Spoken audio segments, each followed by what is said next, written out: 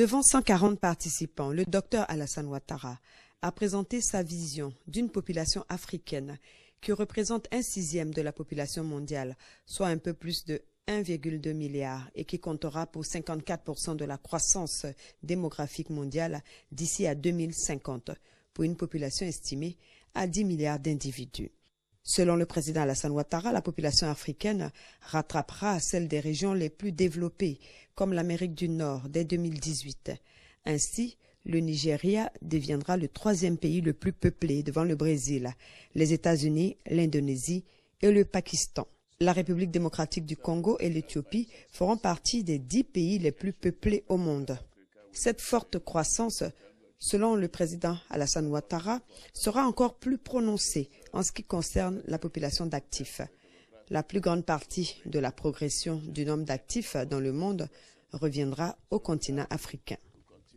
En Afrique subsaharienne, cette population active passera de 518 millions à 1,3 milliard en 2050. Devant ce constat qui démontre le dynamisme de la croissance démographique en Afrique, les dirigeants du continent, mais également du reste du monde, se doivent de gérer avec responsabilité cette explosion démographique. Des défis importants restent à relever. L'éducation et la formation de cette jeunesse, ainsi que son intégration sur le marché du travail. Dans 35 ans, l'Afrique sera le continent le plus peuplé au monde. Plus que l'Europe, plus que l'Asie, plus que l'Amérique. Et nous aurons également une population qui va représenter 55% de la population mondiale. Une population jeune, une classe moyenne importante. Alors tout cela demande un certain nombre de décisions à prendre dès à présent. Parce que vous voyez, à la date d'aujourd'hui, la Côte d'Ivoire a plus de 75% de la population qui a moins de 35 ans. Donc dans 35 ans, c'est vous dire quel sera le pourcentage. Cela veut dire que nous avons à investir dans l'éducation. C'est pour ça que nous avons l'école obligatoire. Dans les universités, parce qu'il faut l'enseignement supérieur, dans la formation professionnelle, et ainsi de suite, mais surtout dans la santé, parce que nous voulons que ces jeunes gens soient en bonne santé. Le deuxième point sur lequel j'ai insisté, c'est la nécessité pour les Européens de comprendre que si cette population est bien éduquée et qu'elle veut aller se former ailleurs qu'en Afrique, cela doit être possible. Parce qu'après tout, le continent africain a accueilli, volontairement ou pas, des populations d'autres continents qui ont même colonisé à un moment donné le continent africain. Donc ces questions de migration doivent être revues au plan politique avec beaucoup plus de sérénité. Donc j'ai insisté sur le fait que les Africains ne veulent pas aller en dehors du continent, sauf pour essayer d'améliorer donc leurs connaissances, leur expérience, et que ceci est important pour que donc il y ait cette coopération qui soit de confiance. Le troisième élément, c'est la responsabilité de nos pays, de faire en sorte que nos jeunes soient bien éduqués, bien soignés, bien formés, et que nous puissions leur trouver du travail, parce que en réalité, c'est le but de la politique économique, c'est de pourvoir des emplois, notamment pour les jeunes. Et en résumé, l'Afrique est un continent d'avenir. Il y a des défis qui se posent à nous. Il y a donc une possibilité pour les Africains d'occuper une place de choix dans 35 ans, d'avoir un leadership, et tout cela doit se traduire au quotidien aujourd'hui par les politiques que nous pourrions mener. Selon Alassane Ouattara, l'Afrique vit une mutation démographique. Elle doit relever les nombreux défis posés par sa jeunesse pour bénéficier pleinement du dividende démographique, comme l'a fait la Chine et de nombreux pays asiatiques avant elle. Ce faisant, elle deviendra le prochain continent émergent à l'horizon 2050. Le président de la République, soucieux de positionner la population au centre de la croissance économique, a doté la Côte d'Ivoire d'un office national de la population et adopté en 2015 une nouvelle politique nationale de la population, intégrée dans le plan national de développement 2016-2020. La Côte d'Ivoire, grâce à différentes réformes, notamment la bonne gouvernance et la gestion transparente des ressources publiques, a été classée pendant 2 années consécutives parmi les 10 pays les plus réformateurs dans le monde par le Doing Business.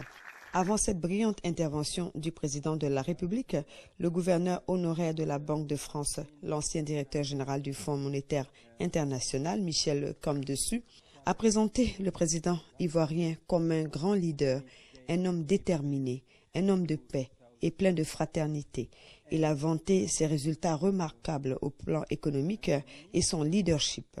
Il a clos ses propos en disant ceci: « Tu es un exemple, non seulement pour ton pays, mais aussi pour le monde. » Le livre intitulé « Le monde en 2050 pour une communauté mondiale plus juste, plus prospère et plus harmonieuse » a été offert aux personnalités invitées à ce forum.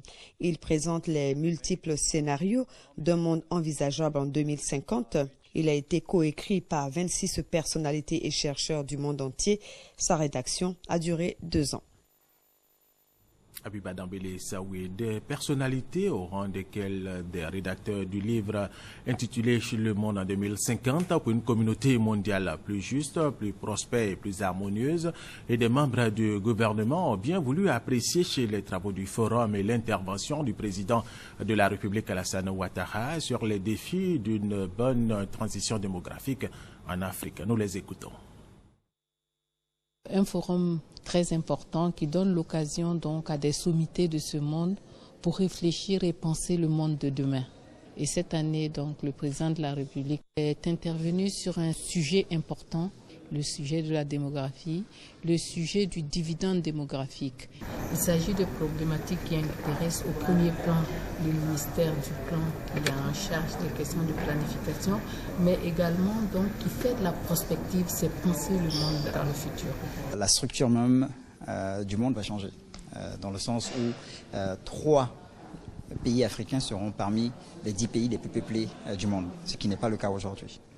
Nous avons une Afrique dans laquelle vous avez beaucoup de jeunes. Vous prenez le cas de la Côte d'Ivoire, par exemple, 77% de la population ivoirienne a moins de 35 ans.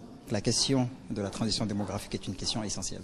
Donc ça faisait partie des thèmes majeurs qui ont été évoqués. Et le chef de l'État a d'ailleurs fait une adresse sur la question, qui a d'ailleurs été très bien appréciée par l'audience. La présence de M. le Président Ouattara était également clé, parce que ça montre à quel point, d'abord, c'est important pour les dirigeants africains, dirigeants de premier plan, de venir soutenir ce type de travaux, d'avoir un forum comme ça qui ne soit pas uniquement entre des politiques. C'était une conférence excellente, comme toujours, et on a eu des interventions des ministres des Finances, mais aussi les chefs d'État, comme le président, et c'était bien reçu. J'étais très impressionné par ce que votre président a dit.